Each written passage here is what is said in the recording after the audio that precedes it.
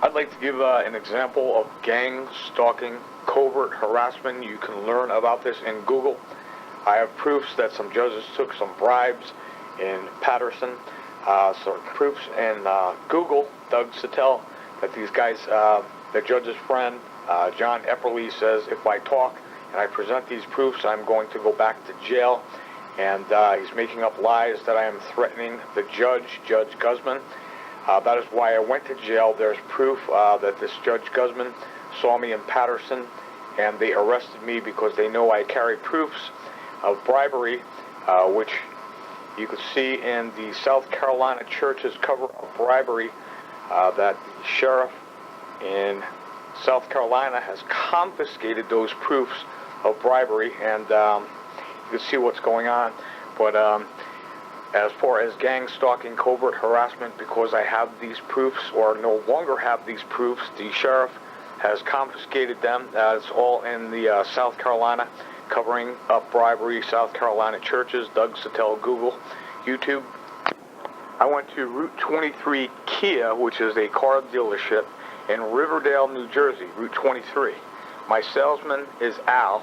I have another tape of Al saying that I'm like a horse that you could shoot 400 times and I just won't die, and somebody is going to have to shoot me 401 times. I will give that tape of Al, my salesman, saying that when I find it. I was looking at an '02 Subaru. I have paperwork and proof that a Lisa Velez traded this car in. It is Kia paperwork and documents. Lisa Velez traded this car in on 10/10/15. Now this is going to say on the title Lisa Velez on 10/10, on 10/11, 10/12, the Kia dealership, they turned Lisa Velez into Kia as the owner. And then on 10/10/15, Lisa Velez traded the car. They flipped the title. I spoke to Juan at Kia's Finance, and he said that the title was upstairs. I went and I bought the car on the 15th. I paid cash for the car, and I had a conversation with Juan in Finance. He says, you now own the car. I will get you the title. It has been flipped. It's in Kia's name, and it was upstairs. They ran me around for another hour. They would not give me the title, which Juan in Finance said was upstairs, and it was already in Kia's name. It only takes a couple days to do this. This Lisa Velez that used to own the Subaru, once again, I have Subaru or Kia paperwork saying that she traded the car in on 10/10/15, and on the 12th, it was flipped over into Kia's name. Juan in Finance, when I bought the car and gave him cash for the car on the 15th, guaranteed me a title that he was going to hand to me and Kia's name, which I take to motor vehicles and flip from Kia to Doug Sattel. After Juan from Finance at Kia told me to stand by, he would get the title from me upstairs. They're all giving me the runaround. They told me to come back the next day for the title. I came back on the 16th and had to ask my salesman Al for the title. Hey, wait a second. Came to pick up the title. The title? Title to the car. I don't think it is back yet. That was my salesman Al from Kia. The next day after I bought the car, they told me to come in and pick up the title. He says it's not back yet. So I said, well, what are you talking about? It's not back yet. Juan said it was upstairs. I talked to other dealers. I did research. I said that a woman named Lisa Velez traded the car in on the 10th, and I could prove that she did that, and that Kia gave her a trade-in on Kia's paperwork on the 10th, which that title gets flipped around right away. I bought the car on the 15th, which Juan, the finance guy, told me that the title was upstairs. So after I gave him a check, I'm like, okay, where's my title? He says, well, it's upstairs. We'll give it to you. They all gave me the runaround, and I came back the next day. I'm asking Al for the title. He says, well, it's not back yet. Back from where? Juan already told me it was upstairs. You owe me a title. I gave you a check. Give me the title. So Al said that it's going to go to Oakland Motor Vehicles, which is just up the block from Riverdale, and that they FedEx it back the next day. And Juan from finance, when I bought the car and gave him a check, he told me that that was already done and that the title was upstairs, and I tried to keep getting this title. They won't give it to me. You got the check for the car yesterday, so you had the title. You just give me the title. Listen, you just missed every little thing I said to you just now. I'm going to give you the title. You have your contract showing that you are the owner of the car. Said he's going to give me the title, and I have my contract that I am the owner of the car. This is me getting the runaround from my salesman, Al. Now I have to go back to Juan and finance. When I gave him the check, he promised me a title, and he told me it was upstairs. This is Juan's service. When I asked him, hey, guys, what's going on with my title? He told me it was upstairs. Hey, how you doing, man? What's up, bro? Did you see your name today? Juan. Yesterday when I gave you the check for the cash, Yep. you said that the title was upstairs. I have no idea, but that's where normally all the deals and everything are upstairs. Is there a title for every specific vehicle, where it's at, and all that other stuff? I'm not too sure. Well, what's going on? What's the purpose of your question? I didn't get the title. It's probably going to be mailed to you then. I don't want it to be mailed to me. I want it to get it handed to me. All right, but there's a process that has to occur with that title. So I don't believe it's something that you can get handled. Could you imagine going to a car dealer, paying your money, cash, for a car, and being treated like this? This guy originally told me he was going to give me the title. It was upstairs. They give me the runaround, so this guy, oh, go see this guy over here knows, and they won't give me my title. I gave you the results of going back to the salesman, Al. He says, I'm going to give you the title. Now I have to go back to this guy, Juan, who changes his whole tune. Imagine paying money for a car, and the next day, this is how this lowlife treats you. He says he's going to mail me my title. I said, look, why would you mail me a title? I don't want you to mail me my title. I just paid you cash. You gave me a receipt. You told me you're going to give me the title then. Now, I shouldn't have to go through all this trouble to get my title. Well, the only reason I'm saying is because when I gave you the cash, you said that I would get my title. Right, because you will get your title. You bought a car. You're going to get your title. But I didn't get my title. Right, because there's a process. It's going to be mailed. You're going to get a title. I already told him I do not want you to mail me my title. I gave him the check. He promised me the title. He told me it was right upstairs. I expected my title then. Now they will not give me my title. They are robbing me. They will not give me my title. I already told him I don't want you to mail me my title. I want my title. I don't want it to be mailed to me. All right, so go to Al to make sure it's not mailed. You're speaking to me, but I can do nothing for you. No, the only reason I'm coming to you. I know, because I told you you're going to get a title, and you are going to get a title. The title was upstairs. Okay, well, that was wrong then. You see him telling me to go back to this guy, Al, now. I've already done this numerous times, going back to this dealership every day looking for my title. You've already heard the results from this guy, Al. He says he's going to give me my title. This is the second person that said they're going to hand me my title. They won't give it to me. Remember, they already gave me the runaround and sent me to my salesman, Al, who told me he would give me my title. I can speak to Al, and if he can get it for you, he'll get it for you. There shouldn't be any issue if it hasn't been mailed yet for him to get it for you. It's already evident that this guy, Juan, already knows I just left speaking with this guy, Al, who told me he was going to give me my title. I went back to this guy, Juan. He's giving me the runaround, telling me he's going to mail it to me. I told him 2 times already, I don't want you to mail it. And he's being a wise guy and saying, if it hasn't already been mailed. He promised me the title when I gave him the check. It's evident on this, on these verbatims. This guy is robbing me. They won't give me the title. It's already evident on this verbatim. This guy Juan at Kia Riverdale Route 23, I admit that he told me when I gave him the check that he said he was going to give me my title and it was upstairs. Now after he already told me this, he keeps sending me to different people to look for my title. Why would he do that when he told me he was going to give me my title and it was upstairs, and he keeps sending me to different people to check and see if it's upstairs? I have to keep coming back every day. Okay. All right. But ask Al to go upstairs and ask Duana. Don't let him just give you an answer. To ask him to go upstairs and actually speak to Duana about it. He said. All right. Okay. Let's do this while I have you here. Hold on, Shane. Give me 1 second. Take your time, sir. Let me Clear this up for this gentleman here. Let me send an email, okay, to Duana, so she knows not to mail the title out and to hold the title for you, okay? Give me your full name. Doug.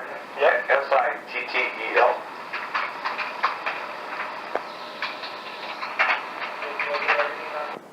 One, the title is already upstairs in Kia's name. I'm asking them for the title.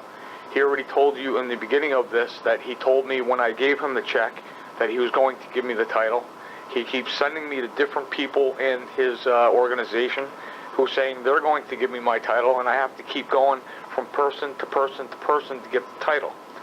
This guy says, well, I'm going to mail it to you. After he already told me it was upstairs a few times, it's already been determined. Now he's saying he's going to send the girl upstairs in the office an email not to mail it to me. Why don't they just hand me my title? This guy Juan tells me to come back Monday and pick up my title. After he already told me when I bought the car it was upstairs, they just won't give it to me. So I played along with him. I said, okay, I'm going to come back Monday. This is him telling me come back Monday. You know, what time Monday you could probably pick that up? I just sent her the email, so I'll let Al know. Sent the girl upstairs an email not to mail it to me. He's going to let Al know. This next conversation is Monday, 10/19/15 at Kia Riverdale. This is my salesman, Al. Let me check that title for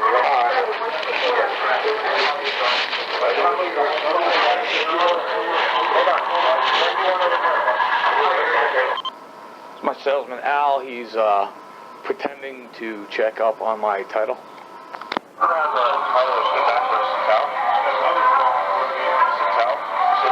Actually, it was put into your name. His name? Okay, yeah, came back on Wednesday, you said? On Wednesday. You don't have the title, should be back here by Wednesday? That's too long. I gotta get my money back for a car. I got somebody else that has a car, they have a title. It doesn't take till Wednesday to get a title. Yeah, but where's the title coming from? The title's coming from the title.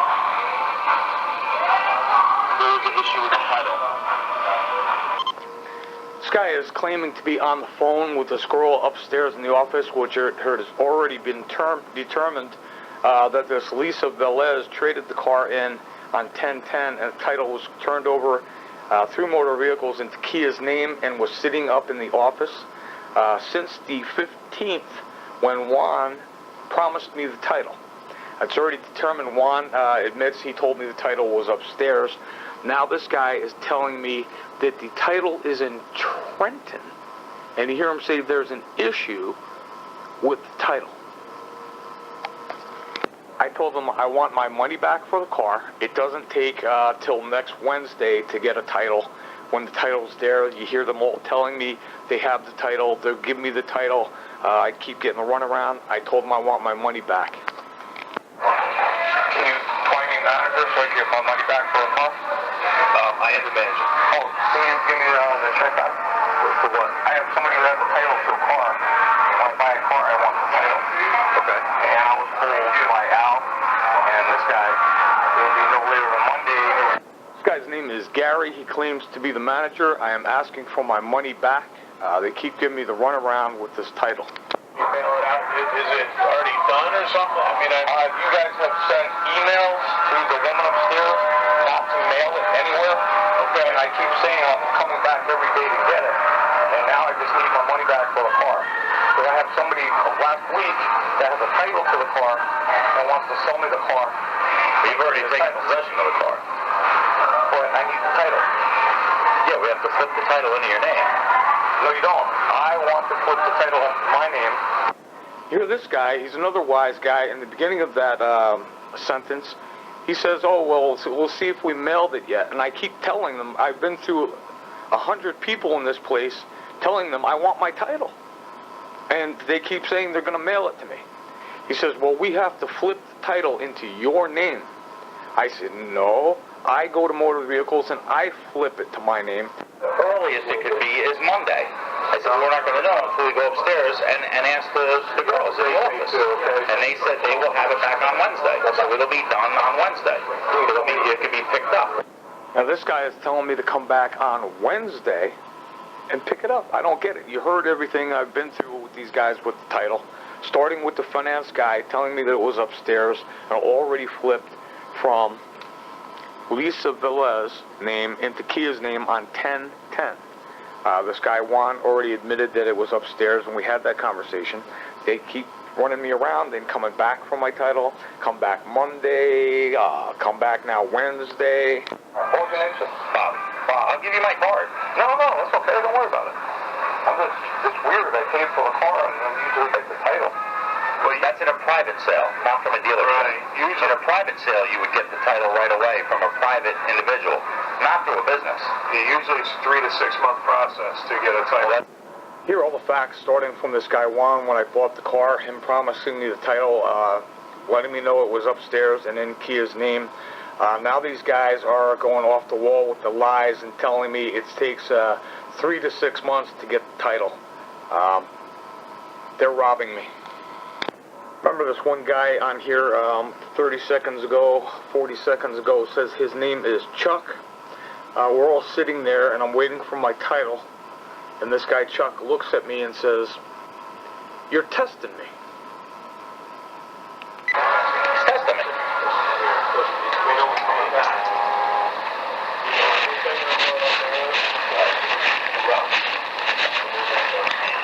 What's the spelling you last name, sir? S-I-T-T-E-L. S-I-T-T. Paying for those? E-L. E-L. And it was for what car? Okay. Is there any way we can guarantee this guy longer? Okay, I'll go up and find out what time Wednesday. Guys tell me, what's your name? They already know my name. I've been in there a million times, been through every single one of them trying to find my title. They get a new player that walks in while this wise guy Chuck is staring me down and says, "You're testing me." New guy walks up just now and says, "Okay, what's your name?" I give him my name. Says, "Okay, let me find out what time Wednesday." Wednesday now. I don't get it. It said it'll be here between 2 and 3, so if you want to stop in after 3 to assure ourselves that it'll be here. All right. What was your name, sir? Brian. Brian. Yep. All right, Brian thank you. Paul. Nice to meet you. Is Wednesday. Wednesday, well, it's today, 18th till 20th. Wednesday the 20th between what time? I would say after 3 o'clock, to be safe. What's your last name? Cole. C-O-L-E. All right, thanks a lot. Not a problem. After 3 o'clock on Wednesday. It's the 19th till 21st is Wednesday. All right, thanks a lot, guys. All right. Guy says his name is Brian Cole and is now telling me to come back Wednesday after 3 o'clock, the 23rd, for my title.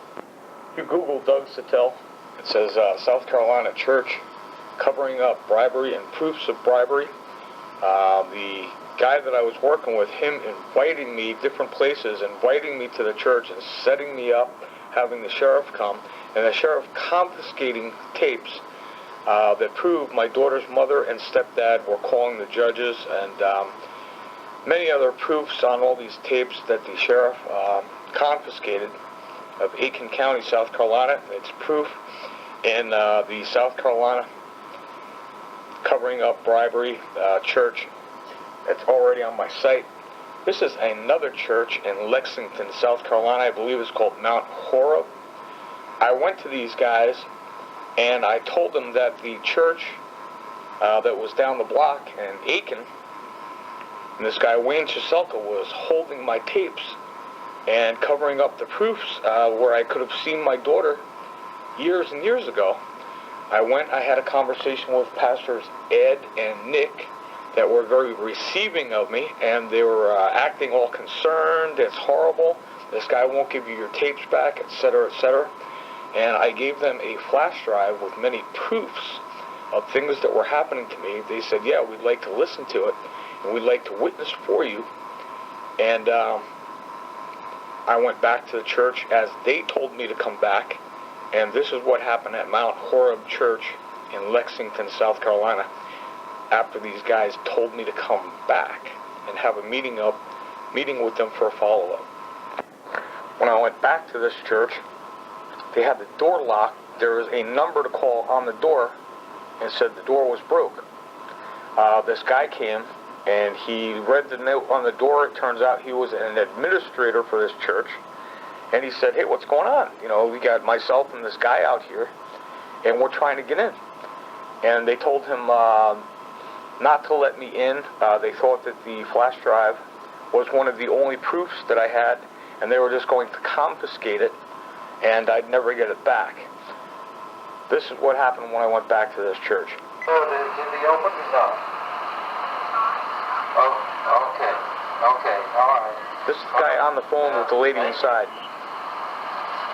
Door broke. What's your last name? Whitaker. Whitaker? Yeah. My name is Doug Sattel. I saw Pastor Ed and Nick yesterday. Yeah. And they told me to give them a file that I had on a computer. Yeah. With some really important information. And they told me to come back today and get it. Is there any way you could call them up and see, because I left my cell phone. Well, I just called that number right there, and then the doors are broken, and they can't open it right now. But somebody's on the way to fix it, so it may be here very shortly. There's got to be about 50 people in that building. How can they get out? You can get out, but you can't get in. But you have to come out from other ways. So we got a construction project going on back here, and all that's blocked off. It's kind of crazy right now. What's your position with the church? I'm the administrator. Is there any way you can tell them Doug's out here and to just bring my file? Well, You said they can get out. well, they can get out from another area in the backside. Can you call them and tell them I'm here and have me bring my file? Let me run around to the other side and see if I can get them to let me in back that way. All right. And then I'll see if I can't get them to come to the door here. All right. I'll come with you. Well, I'm going to drive around. So just wait right here. How long do you think I'll have to wait? About 5 minutes. All right, sir. Okay. Thanks a lot. Notice this guy is setting me up. They have my proofs in there. They think that it is the only proof. They are confiscating it, and he's telling me to wait there. Very interesting. 2 sheriff's deputies show up, and they said that a guy from SLED is coming to talk to you. This guy's name is Mike Prodan. Mike had the opportunity through other people that say they were working with Mike Prodan and heard the tapes and knew about my daughter's mom and stepfather saying they were going to call all the judges, and that was before I gave those tapes to this guy Wayne Cheif, who is on another YouTube of mine, South Carolina church, covering up bribery. And now they call this guy Mike Prodan in, and it's very interesting. He's a wise guy. He comes up and says, "You came back to talk again?" Now you can hear this John Epperly guy from the Seton Center on the other tape threatening to arrest me if I talk. Watch what this guy Mike Prodan from SLED, when he approaches me, what he says. Hello. Hey, how are you? Me? Yeah, I'm good. How are you, sir? Good. I'm Mike Prodan from the governor's office. I'm Doug. Hey, Doug. How are you? Good. So you came back to talk some more? And...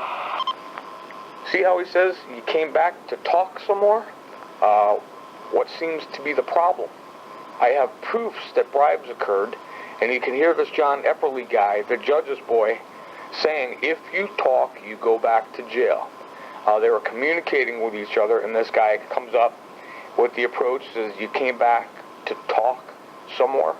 Why are they trying to prevent the prosecution of criminals? These nice deputies talk to you, and how are you? I'm good. You good? Yeah, we got your flash drive. Good. So, and that's why I'm here, because I was not too far, so they called me to see, make sure everything's okay. But I'm from the, I'm an agent from SAD, state police, but we work for the governor. Okay. These deputies work for the sheriff. Right. Okay. Okay. Yeah, from here are you? I was here for 7 years. Okay. Where you were from originally? I'm originally from New Jersey. Ah, okay. Cool. And let me ask you a question, man. We have not been able to look at all the stuff that's on the flash drive yet. Okay. Because in today's world, they won't let us just plug a flash drive into a computer.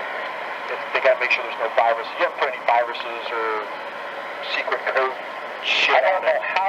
Yeah, I didn't think you did, but that's why it's taking so long. So, can you give me an idea what's on there? Yeah. Okay. I want you here, so I didn't have to say this twice. Correct.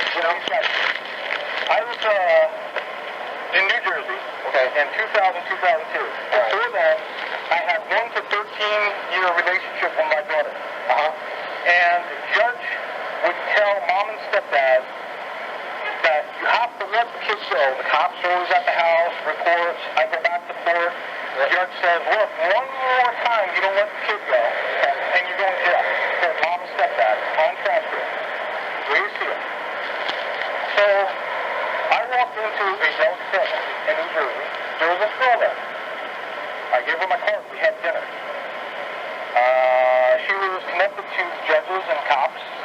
I said, oh, no, I'm cops too. My dad's cop. Okay. So I was invited to dinner at their house. They asked me to park my car all the way down the street. I thought that was strange. I got to their house. I was looking out the picture window. And I said, oh, I know that guy. He was a softball coach for my daughter. The girls were really flipping out. And I said, what's going on? They said, do you know them? The reason you parked your car down the street is because we're running a business out of this house. There are numerous guys coming in and out. Yeah. So I left. Okay.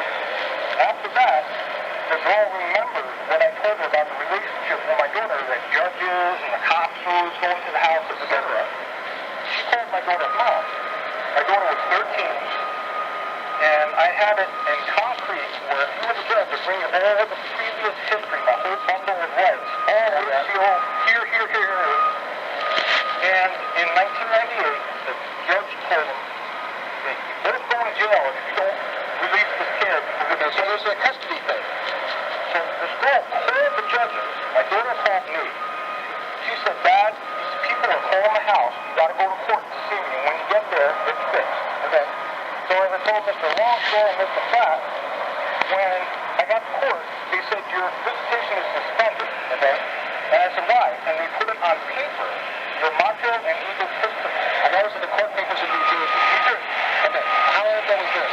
So I recorded the law. How long ago was this? This was in 2000, 2002.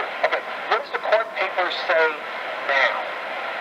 Are they still saying exactly the last thing? It says macho and egotistical. Okay. All right. So I recorded that information of mom saying when she got her summons to appear, this time it's going to be different. I know this girl.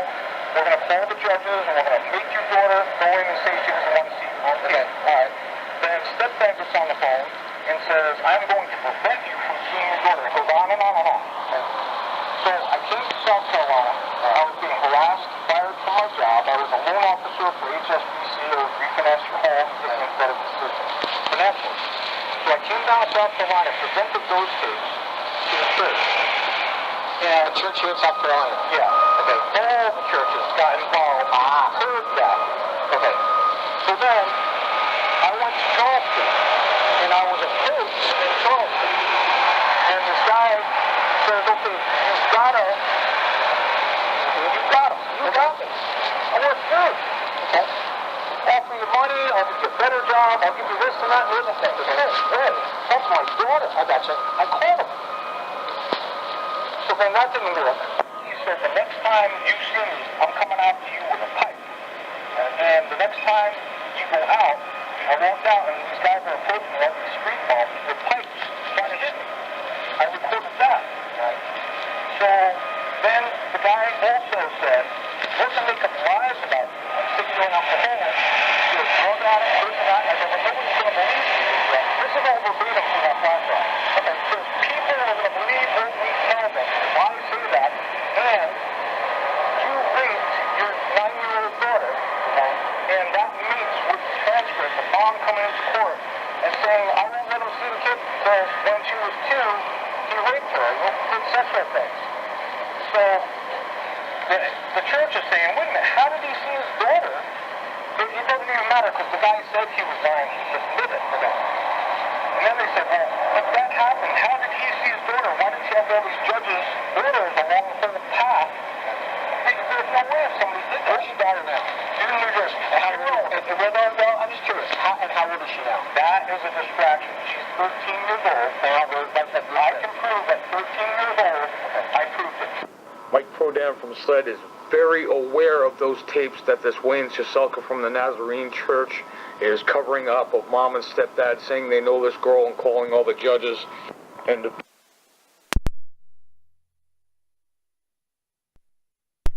continuation of Mike Prodan from SLED, who had bad experiences with.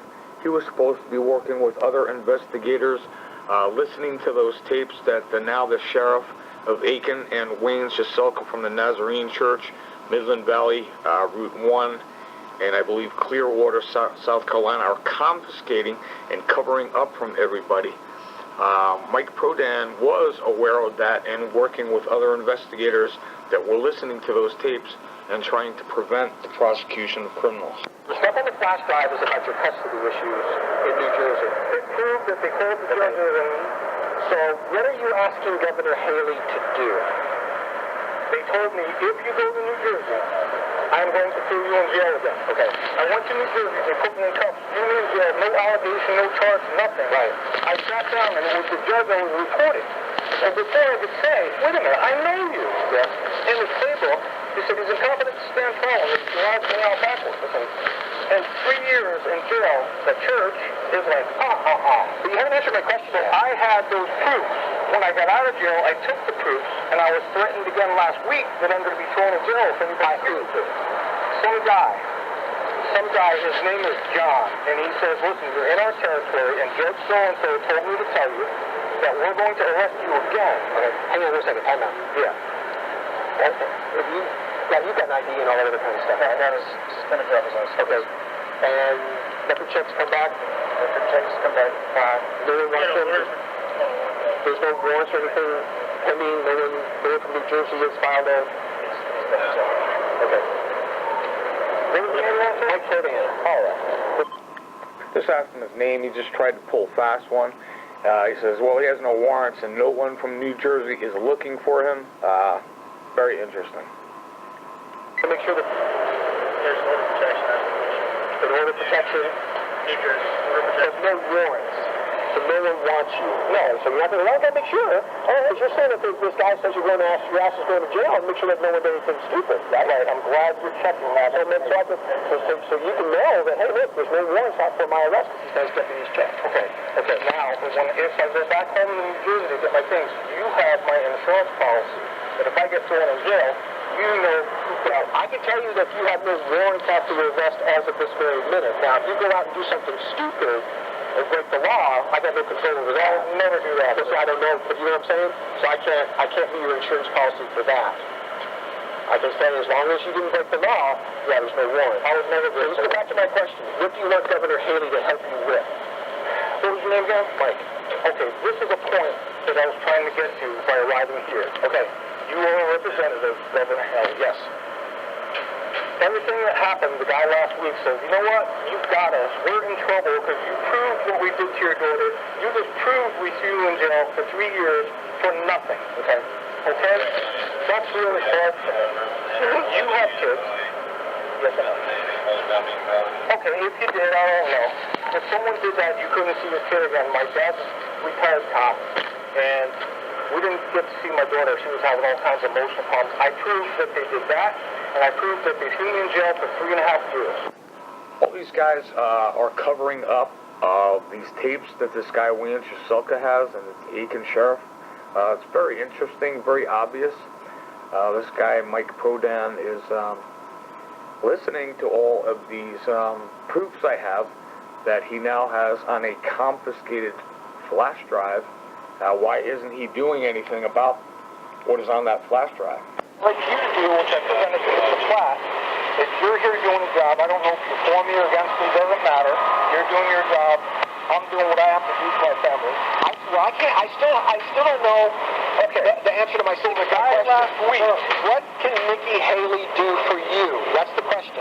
That's what she wants to know. What do you want her to do to help you? What do I want her to do? Yes.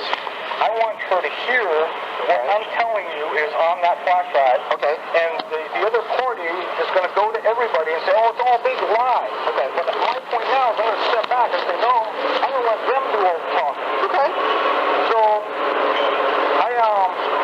so you just want it on record with the governor? I want you guys to know what is happening. Okay, I can make sure that happens. Okay, I'm like Rodney King or something. These guys are coming and beating me with stuff. I can make sure that happens. Just then, Mike was being a wise guy. You'd have to be there, understand the body language. I just told him I'm like Rodney King or something. These guys are beating me with rods in Charleston.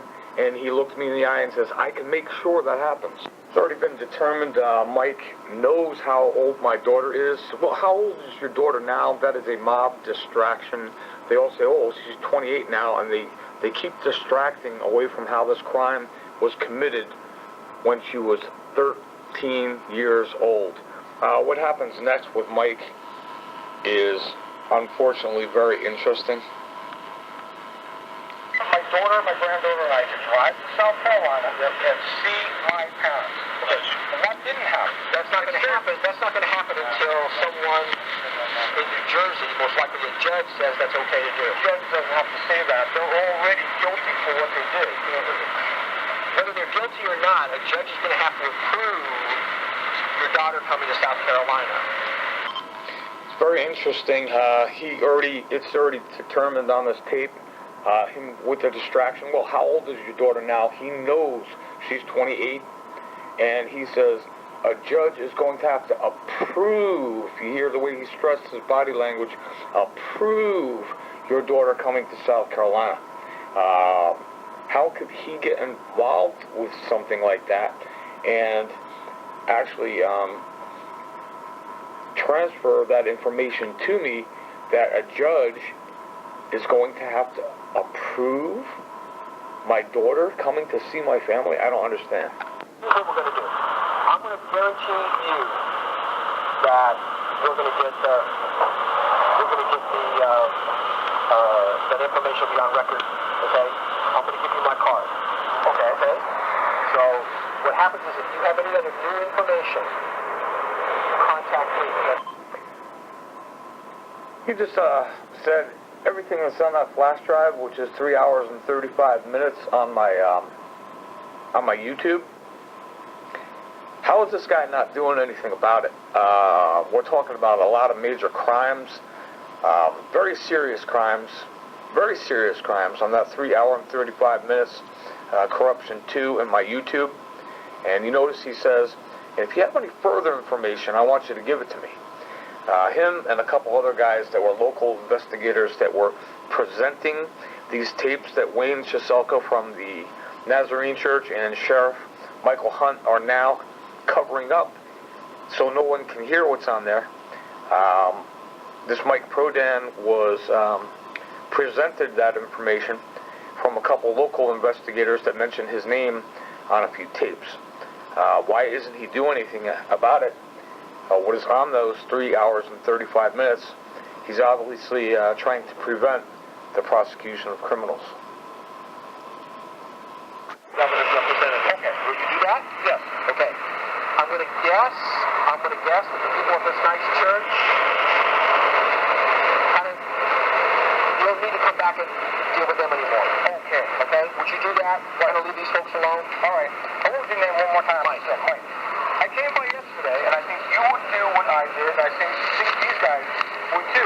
I presented what I did present to you this afternoon. I know. I've already spoken to him. I know. I got it. Okay. Okay. But you don't need to come back here anymore. That's fine. He could have told me that himself. Well, the thing is, I was not too far from Columbia. I got your flash drive. They asked you to hang out here so I could talk to you to get the full story. You got a better idea? Yes, sir. Okay. Now, how do I get, if I need to get in touch with you, how do I get in touch with you? I left my cell phone on the dresser. Do you have a cell phone number? It's a new one. I don't remember it. Okay. Bible says you'll know these guys by their fruit. What happens next with this Mike Prodan? He's trying to set me up. It's very interesting. Okay. Now, there's some options for you. In talking to you, I can see that this whole thing has caused you a lot of stress. He's saying that this has caused me a lot of stress. That is a lie. I have no stress whatsoever. These guys are stressing out themselves because of the proofs I have on them. I have joy in Jesus Christ. There's no stress. They keep saying, oh, he's all stressed out. It's very stressful, the stress we're causing him. That's a lie. He's trying to suggest that I'm under a lot of stress. You can hear me talking. I'm having a great time presenting him with this information. He's trying to cover it up. Not really. Are you on medication for any kind of stress or anything like that? You taking any medication? No.